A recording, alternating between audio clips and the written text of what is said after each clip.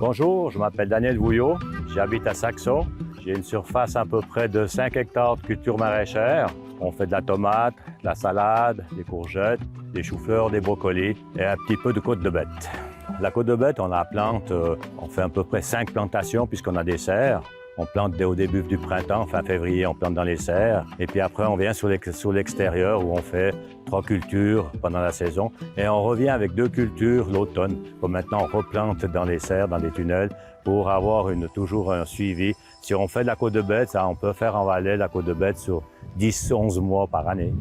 Alors ici, on se trouve dans une culture. Elle a été plantée il y a à peu près une cinquantaine de jours. C'est des herbages mécaniques, donc on n'emploie aucun herbicide. Et cette culture ici, pour l'instant, elle n'a encore reçu aucun pesticide. C'est-à-dire qu'on essaye chaque année de faire la côte de bête sans appliquer de traitement. On l'arrose avec une installation d'arrosage. On arrose à peu près chaque 3 jours parce que dans notre secteur ici, dans le Valais central, c'est terriblement sec. Donc voilà, on peut regarder, c'est joli. C'est une jolie culture.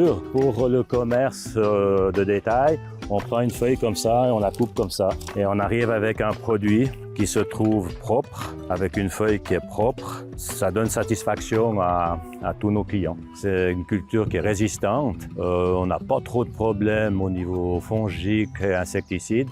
Et par contre, la seule chose qu'on a, c'est quand il fait des vents violents, ça arrache un petit peu la feuille de la côte de bête, elle est un petit peu marquée par le vent. C'est un peu le problème qu'on a à l'heure actuelle. C'est pour ça que pour lutter là contre, de lignes de maïs, ça empêche le vent d'arracher les feuilles.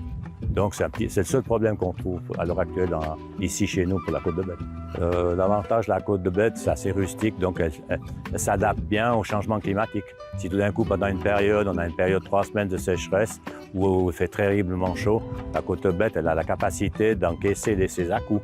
C'est une culture qui est géniale parce qu'elle s'adapte, la capacité de s'adapter au changement climatique. La passion, vous me posez la question, la passion, quand j'étais jeune, je travaillais avec mon grand-père l'agriculture. Quand j'avais 14, 15, 16 ans, j'allais déjà au champ pour travailler. Et puis après, avec les années, j'ai décidé de faire ça. Mon père était agriculteur et je suis devenu agriculteur. Et je resterai toujours un agriculteur.